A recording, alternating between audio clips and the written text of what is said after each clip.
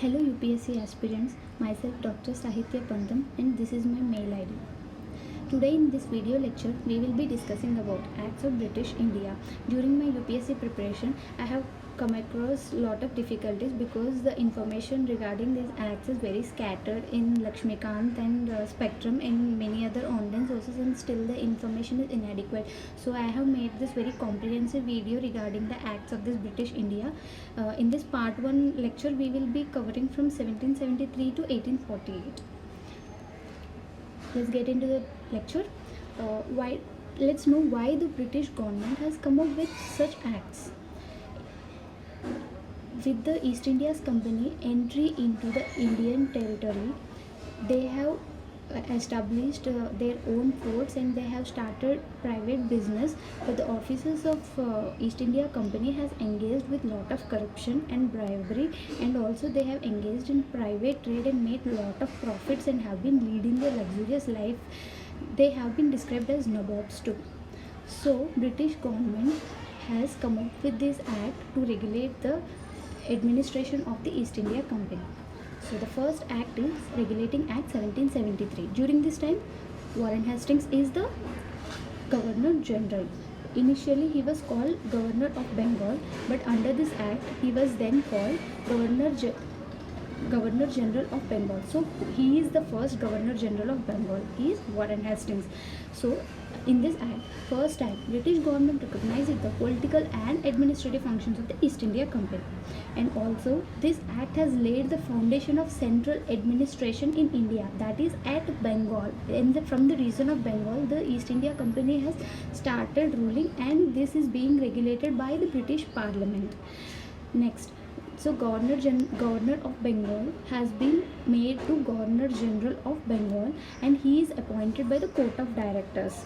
This Governor General of Bengal has also an executive council of 4 members.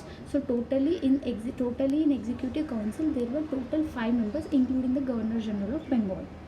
Next, now under this Governor General of Bengal, the other provinces like Bombay and Madras have been made subordinates. So the central power was with the Governor General of Bengal. And next, because this British government has started regulating, there has been disputes arise between the Governor General of Bengal Warren Hastings and also the company. So, because to resolve these disputes, they have established a Supreme Court at Calcutta, which has a Chief Justice and 3 more other judges. It has also prohibited private trade or bribes. This is the main objective of this act.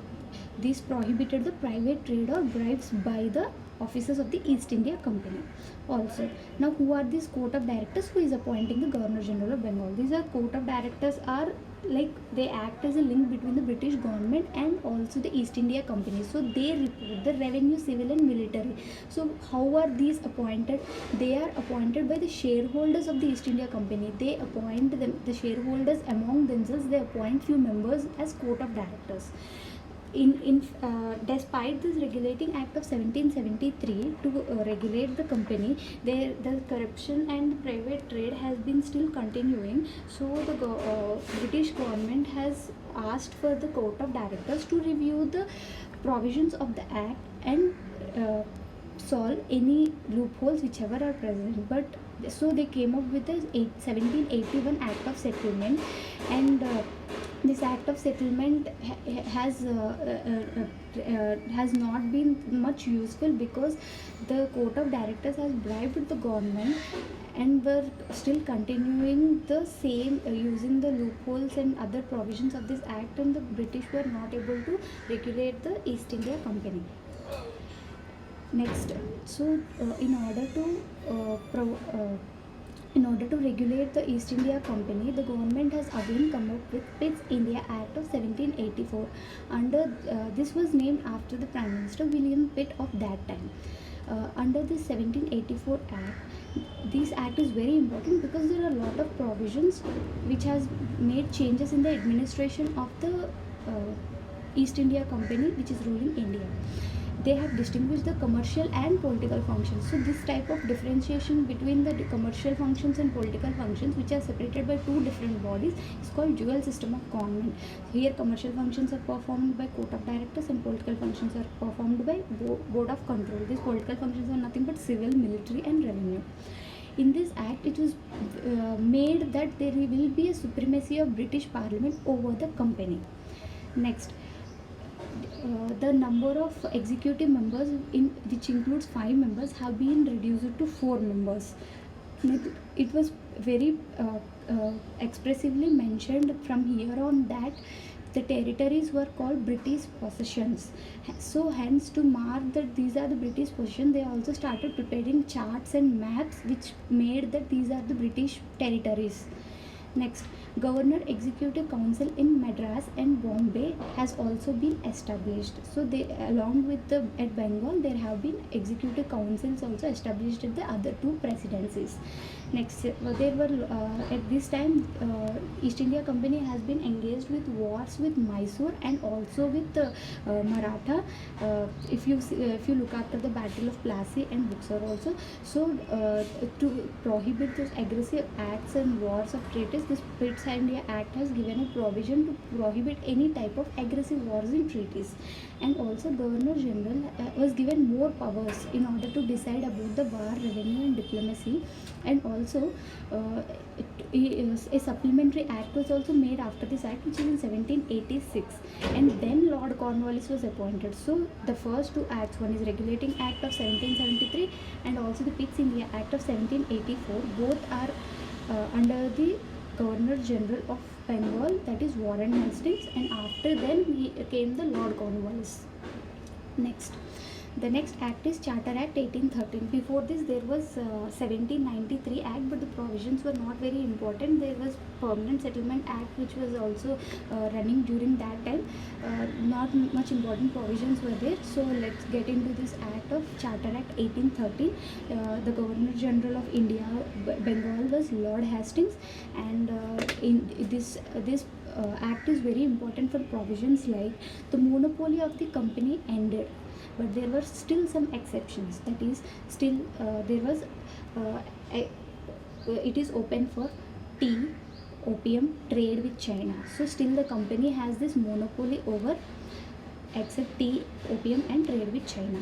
And also this act is very important for missionaries entry. The missionaries were allowed to preach in India, but the British government did not directly promote religious spread in India, because they have also put some checks on the missionaries.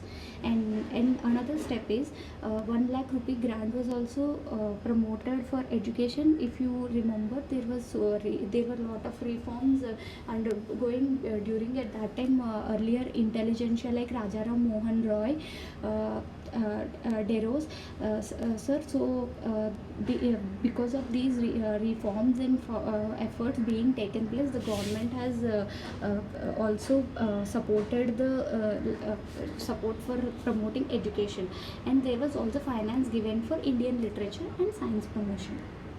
Next, Charter Act of 1833 is very important. Lot of provisions have been included in this. This one is that is William. It is the Governor General at that time is William Bentinck. It was at this time the Governor General of Bengal was made Governor General of India. So the first Governor General of India was William Bentinck, and this is the last act of centralization, because lot of powers were given to William Bentinck, and fair treatment of Indians in state services have been promoted. And there was also attempted for open there is also an attempt for open competition for civil services. Till then the civil servants in East India Company were appointed by the court of directors, so most of them were Europeans. It was completely biased. So from this onwards it was made an attempt to make an open competition, that is to conduct an exam so that Indians also can be included in the civil services. But this provision never came into force, because the court of directors has lobbied with the British government and tried to for the implementation avoid the implementation of this provision. Next, they also created a government of India having authority over all territories. Next, there was the legislative powers of Governor of Bengal and Madras have been removed. So the total legislative powers are under the Governor General of India.